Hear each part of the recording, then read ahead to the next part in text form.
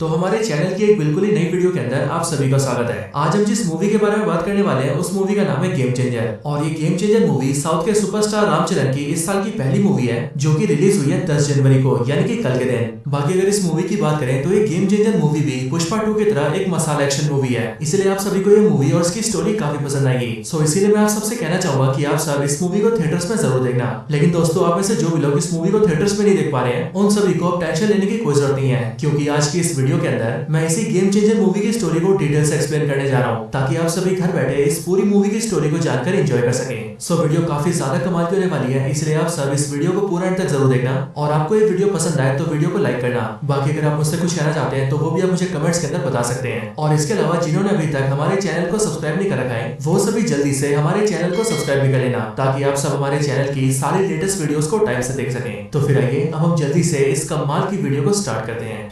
तो इस मूवी की स्टार्टिंग होती है आंध्र प्रदेश से, और यहाँ पर हम सबसे पहले इस स्टेट के सीएम को देखते हैं। यहाँ पर हमें पता लगता है कि मूवी के अंदर इस स्टेट के जो सीएम है वो है साउथ के एक्टर मीका श्रीकांत। और मूवी की स्टार्टिंग होती है हम ये देखते हैं कि इस सीएम को सपने आते हैं, और वो अपने सपने में उस टाइम को याद कर रहा होता है जिस टाइम पर वो सीएम बना होता है। वो ये याद करता है कि जब वो सीएम बनने वाला था तब उसने सबसे ये वादा किया था कि वो सीएम बनकर हमेशा अच्छे काम करेगा, लेकिन अब वो ये देखता है कि वो सिर्फ बुरे काम करता है। लेकिन इन बातों को याद करते हुए उसकी तबियत बहुत ज्यादा खराब हो जाती है, और इसीलिए उसे हॉस्पिटल के अंदर भर्ती करना पड़ता है। सीएम को जब हॉस्पिटल में लाया जाता है तभी हमें पता लगता है कि सीएम के दो बेटे भी हैं, लेकिन असल में ये दोनों सीएम के सौतेले बेटे होते हैं, क्योंकि सीएम ने काफी साल पहले इन दोनों को गोद लिया होता है। और सीएम के दोनों सौतेले बेटे होते हैं एक्टर जयराम और एक्टर एस जे सूर्या। अब दोस्तों, सीएम के जो दोनों सौतेले बेटे हैं मूवी के अंदर इनका ज्यादा नाम नहीं लिया गया है, और साथ ही जो बड़ा बेटा है उसका मूवी के अंदर ज्यादा रोल भी नहीं है। लेकिन रही बात सीएम के छोटे बेटे की, तो उसका मूवी के अंदर काफी मेन रोल है, और वही मूवी का मेन विलन है। और अब क्योंकि मूवी में ज्यादा टाइम उसे अन्ना कहा गया है, इसलिए हम बी से आगे अन्ना ही कहेंगे। साथ ही दोस्तों, बात करें सीएम के नाम की, तो मूवी के अंदर सीएम का नाम है सत्यमूर्ति।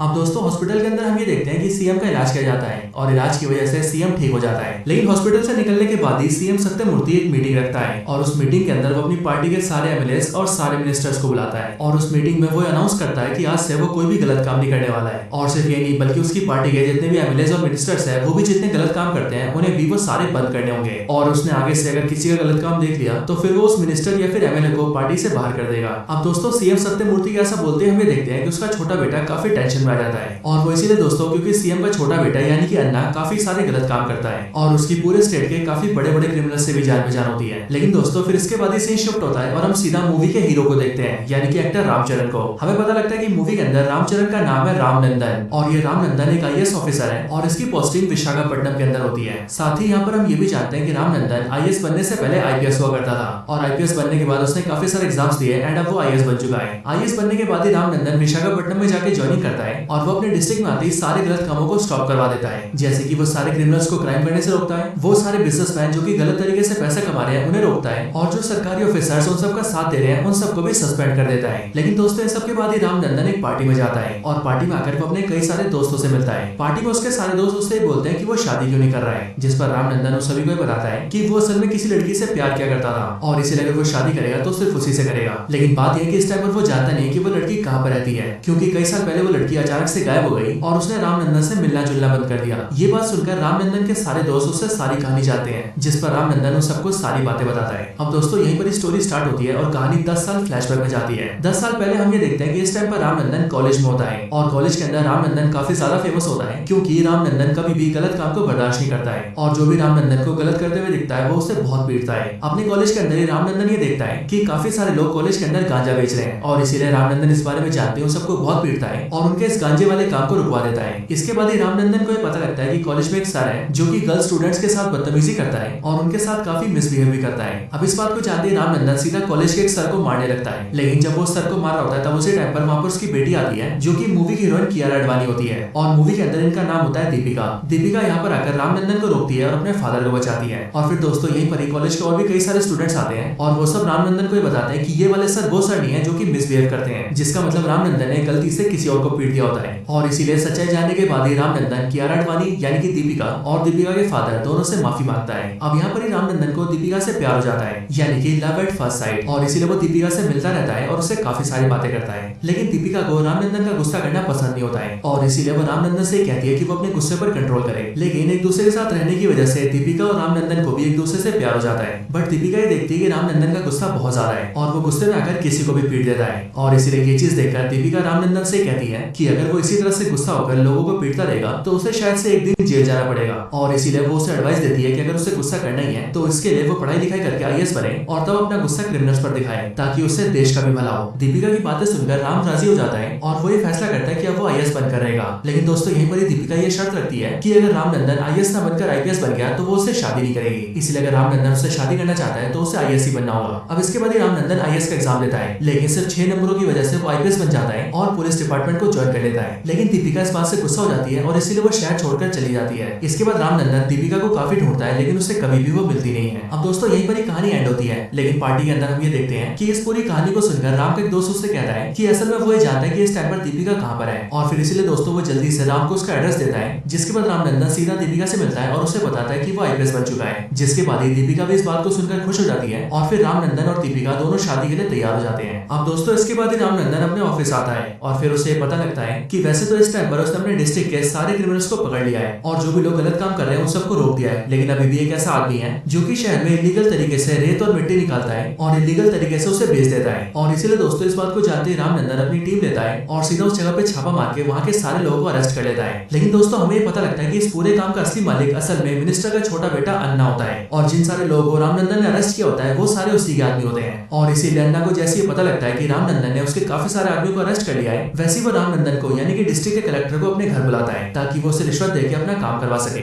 लेकिन दोस्तों रामनंदन अन्ना के घर जाने से मना कर देता है और फिर अन्ना को जैसे ही पता लगता है कि ये कलेक्टर ने मिनिस्टर के घर आने से मना कर दिया है, तभी इस बात को सुनकर उसे बहुत ज्यादा गुस्सा आता है और फिर इसीलिए वो अपनी गाड़ी लेता है और अपने कई सारे आदमियों के साथ मिलकर सीधा रामनंदन के ऑफिस आता है। ऑफिस आकर अन्ना रामनंदन से बदतमीजी करता है और वो उससे कहता है कि वो उसके सारे आदमियों को छोड़ दे, लेकिन मिनिस्टर की बात सुनकर रामनंदन उसे मना कर देता है और वो उससे कहता है कि जो वो कह रहा है वो वैसा नहीं करेगा। इस बात को सुनकर अन्ना को और ज्यादा गुस्सा आता है और इसीलिए वो रामचरण से कहता है कि वो चाहता नहीं है कि अन्ना इस स्टेट का मिनिस्टर है, साथ ही वो सीएम का बेटा भी है और वो बहुत ही जल्द खुद ही सीएम बनने वाला है। लेकिन रामनंदन उसकी इन सारी बातों को सुनकर भी डरता नहीं है और वो उसके आदमी को छोड़ने से मना कर देता है। इस बात की वजह से अन्ना को बहुत ज्यादा गुस्सा आता है और इसीलिए वो डिसाइड करता है कि वो रामनंदन से इस बात का बदला जरूर लेगा। लेकिन दोस्तों उस टाइम के लिए अन्ना वहाँ से चला जाता है। अब दोस्तों इसके बाद हम ये देखते हैं कि रामनंदन एक बार फिर से दीपिका से मिलने जा रहा है और साथ ही हमें ये भी पता लगता है कि जो दीपिका है वो एक ओल्ड एज होम के अंदर काफी सारे बूढ़े लोगों की सेवा भी करती है और इसीलिए वो रामनंदन को अपने साथ वहाँ पर ले जाती है, जहाँ पर आकर रामनंदन भी काफी सारे बूढ़े लोगों से मिलता है। बट यहाँ पर ही रामनंदन एक बूढ़ी लेडी से मिलता है और ये बूढ़ी लेडी रामनंदन को ये बताती है कि वो सीएम को जानती है और इसीलिए वो सीएम से मिलना चाहती है। ये बात सुनकर रामनंदन उन लेडी से कहता है कि कल के दिन ही उनके डिस्ट्रिक्ट के अंदर सीएम की रैली है और इसीलिए जब सीएम वहाँ पर भाषण देने आएंगे तब वो उन्हें उनसे मिलवा देगा। अब इसके बाद अगले दिन हम ये देखते हैं कि रामनंदन और दीपिका दोनों मिलकर उन बूढ़ी लेडी को सीएम की रैली मिलाते हैं और वहाँ पर लाकर वो उन बूढ़ी लेडी को सीएम से मिलवाते हैं, यानी कि सीएम सत्यमूर्ति से। लेकिन दोस्तों हम ये देखते हैं कि यहाँ पर सीएम सत्यमूर्ति जैसे उस लेडी को देखता है वैसे ही वो काफी ज्यादा डर जाता है और उसे अचानक से अपना पास्ट याद आने लगता है और हमें भी ये पता लगता है कि सीएम सत्यमूर्ति भी इस लेडी को जानता है। अब दोस्तों यहाँ पर ये बूढ़ी लेडी सीएम सत्यमूर्ति पर काफी सारे एलिगेशन लगाती है और वो चिल्ला चिल्ला के सभी से कहती है कि ये झूठा आदमी है और इसने सीएम बनकर हमेशा गलत काम ही किए हैं। लेकिन दोस्तों हमें देखते हैं कि रैली के अंदर उसके ऐसा बोलते ही सीएम सत्यमूर्ति का छोटा बेटा यानी कि अन्ना काफी ज्यादा गुस्सा हो जाता है और वो उस बूढ़ी लेडी से बदतमीजी करके उसे धक्का मार देता है। बट ये देखकर रामनंदन से रुका नहीं जाता और वो अन्ना को चाटा मार देता है और एक मिनिस्टर को चाटा मारने की वजह से रैली के अंदर सारे लोग चिल्लाने लगते हैं। अब इस चीज को देखकर अन्ना अपने फादर सीएम सत्यमूर्ति से बोलता है कि इस डीएम ने एक मिनिस्टर को चाटा मारा है और इसीलिए वो इस पर एक्शन ले। जो बात सुनकर सीएम सत्यमूर्ति रामनंदन को सस्पेंड कर देते हैं। लेकिन दोस्तों इसके बाद ही सीएम सत्यमूर्ति की तबीयत खराब हो जाती है और इसीलिए उन्हें हॉस्पिटल में भर्ती करना पड़ता है। अब हॉस्पिटल में अन्ना उससे मिलने आता है, लेकिन जैसे अन्ना सीएम सत्यमूर्ति से मिलने आता है वैसे सत्यमूर्ति उससे कहता है कि असल में वो अपने छोटे बेटे अन्ना के सारे गलत कामों के बारे में जान चुका है और वो ये भी जानता है कि उसकी वार्निंग देने के बाद भी उसने अपने गलत कामों को रोका नहीं है। और फिर इसीलिए सीएम सत्यमूर्ति अन्ना से बोलता है कि वो हॉस्पिटल से बाहर निकलने के बाद ही इस बात को अनाउंस कर देगा कि वो अन्ना को मिनिस्टर के पद से हटा रहा है और वो उसे पार्टी से भी निकाल रहा है। अब दोस्तों अन्ना जैसे इस बात को सुनता है कि सीएम सत्यमूर्ति हॉस्पिटल से बाहर निकलते ही उसे मिनिस्टर से हटा देगा, वैसे ये जानकर उसे बहुत ज्यादा गुस्सा आता है और इसीलिए वो गुस्से में अगर अपने बाप को जान से मार देता है। और फिर इसके बाद वो अपनी पार्टी की मीटिंग रखता है और मीटिंग के अंदर अपने फादर की मौत की खबर देकर सभी से कहता है कि अब से वो नया सीएम है। लेकिन दोस्तों इसी टाइम पर न्यूज में पता लगता है कि सीएम ने मरने से पहले अपनी एक वीडियो रिकॉर्डिंग की थी और वो रिकॉर्डिंग मीडिया तक पहुंच जाती है। इसलिए मीडिया उस वीडियो को चलाती है और उस वीडियो क्लिप को सबको दिखाती है। वीडियो क्लिप के अंदर सीएम सत्यमूर्ति कहता है कि वो जानता है कि वो ज्यादा टाइम तक जिंदा नहीं रहेगा और कुछ टाइम बाद ही उसकी मौत भी हो जाएगी और इसीलिए वो चाहता है कि उसके मरने के बाद कलेक्टर रामनंदन को उसकी जगह नया सीएम बनाया जाए। अब दोस्तों इस बात को जानते ही सीएम के दोनों बेटे और बाकी सारे लोग काफी शॉक हो जाते हैं। लेकिन फिर इसके बाद एक पास्ट की स्टोरी स्टार्ट होती है और स्टोरी के जरिए हमें पता लगता है कि सीएम सत्यमूर्ति ने रामनंदन को सीएम क्यों बनाया है। वो अनजान लेडी जिसने सीएम सत्यमूर्ति पर एलिगेशन लगाया, सीएम सत्यमूर्ति उसे कैसे जानता था और सीएम के दोनों बेटे जो कि उसके सौतेले बेटे हैं उन दोनों को सीएम सत्यमूर्ति ने गोद कर लिया।